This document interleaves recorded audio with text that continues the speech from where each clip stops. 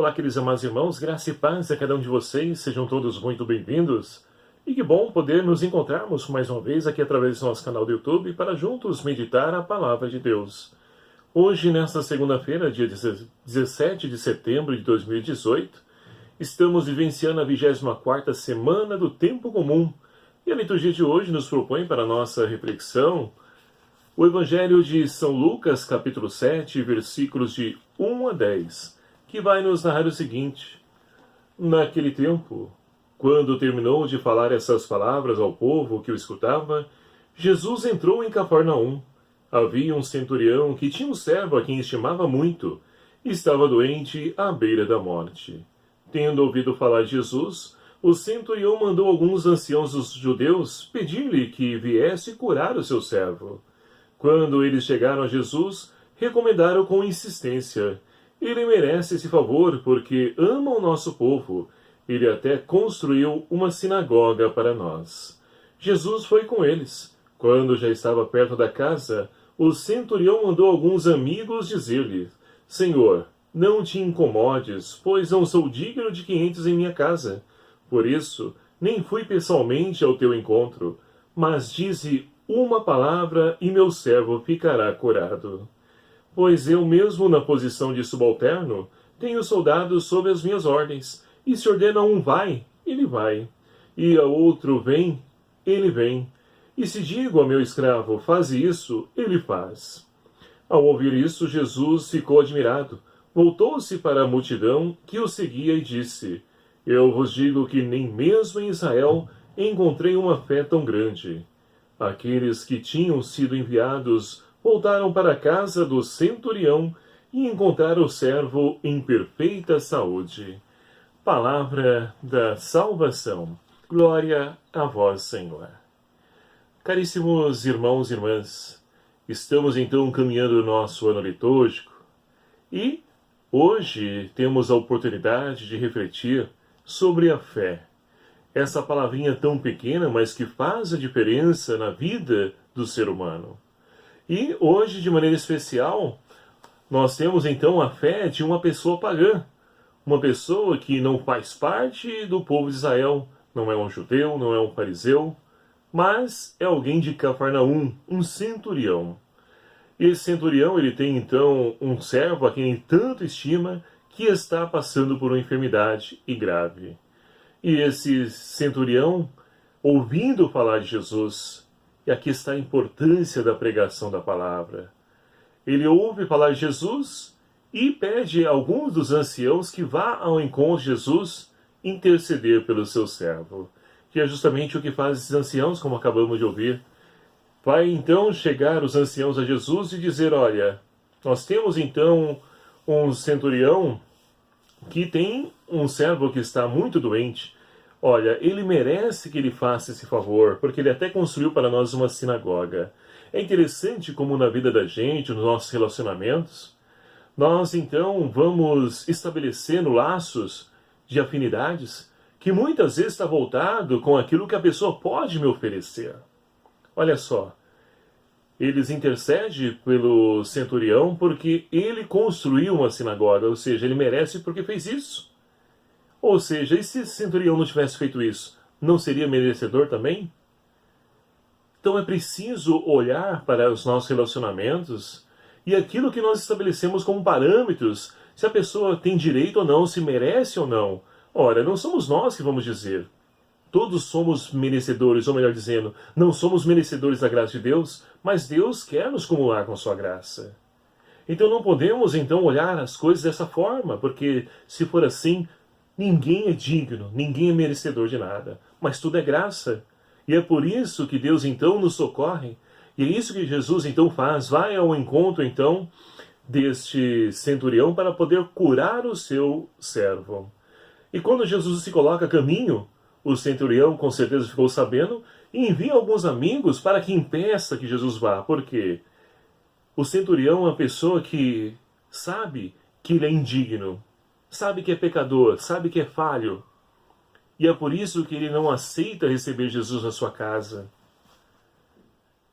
E assim, então, estabelece esse grande diálogo onde o centurião diz que não é necessário que Jesus entre na sua casa, porque uma só palavra, e olha que bonito, essa fé desse homem, um homem que acredita na palavra, um homem pagão, mas que crê no poder da palavra de Deus que tem de poder transformar e de mudar a vida. E será que nós que professamos uma fé, seja ela qual for, será que nós temos essa convicção, essa fé inabalável até a ponto de poder dispensar a presença física de Jesus para poder então desfrutar da sua graça através da palavra? É preciso muitas vezes crescer nessa fé para que nós possamos atingir tal grau na nossa vida, a tal ponto de podermos então, a exemplo desse homem, confiar plenamente no poder da palavra de Deus. E Jesus elogia esse homem, tanto que nós, em cada Eucaristia que nós celebramos, nós reproduzimos essas mesmas palavras. Senhor, eu não sou digno que entreis em minha morada, mas dizei uma palavra e serei salvo. E assim então acontece. Jesus, com o poder da palavra, ele cura aquele servo. Tanto que os amigos que vieram então questionar Jesus, impedir Jesus de ir da casa dele, voltam para casa e encontram o homem são e salvo, sadio novamente. Então, meus queridos e amados irmãos, celebrar a nossa fé é celebrar um Deus de amor que se entrega por nós na gratuidade. E essa entrega, ela continua a ser realizada em cada Eucaristia que nós celebramos. E a primeira leitura de hoje, ela vem de encontro justamente a essa realidade. Nós temos um dos mais antigos textos que nos fala da Eucaristia. A primeira leitura de hoje, da carta de Paulo aos Coríntios. Paulo, então, vai questionar a comunidade que se reúne para poder celebrar a Eucaristia, mas que nessa reunião, nesse encontro, as pessoas, então, elas vivem uma divisão. Umas, então, ali disputam rivalidades, há disputa, há rivalidades, há brigas, conflitos. E Paulo, então, chama a atenção da comunidade e também nos adverte nos dias de hoje para que a nossa comunidade também não haja dessa forma. Porque se reunir para celebrar, e aí ele vai dizer, olha, o que eu vos transmiti foi justamente aquilo que eu recebi.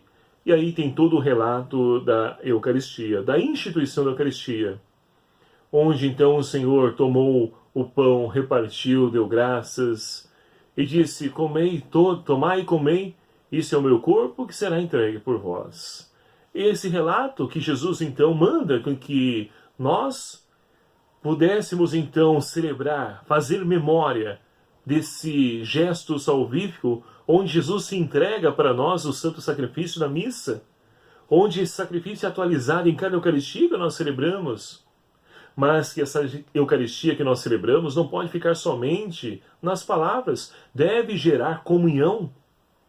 É uma das palavras que nós usamos para definir a Eucaristia, comunhão. Então deve gerar comunhão em nós, e não disputa, briga, rivalidade, jamais. E o porquê que Paulo está dizendo isso? Ora, é um relato bem antigo, como dizia. E as comunidades, elas então se reuniam para celebrar a Eucaristia, e cada um então levava um pratinho para poder depois partilhar. Só que o que acontecia? As pessoas que não tinham condições, elas então eram deixadas de lado, porque aqueles que tinham condições de levar algum pratinho, alguma coisa, levava, só que levava e ia correndo comer as peças, e não deixavam e não partilhavam com os irmãos que não têm nada. E é isso que Paulo então adverte, e é isso que não pode acontecer em nossas comunidades. A Eucaristia deve nos levar também a poder levar o pão físico à mesa daqueles que não têm, daqueles que estão passando dificuldades, necessidades. Porque somente assim, meus queridos amados irmãos, nós poderemos fazer com que o sacrifício de Cristo na cruz, ele possa se perpetuar em nossos dias através de nossas atitudes, também na nossa entrega, na nossa doação, na nossa partilha.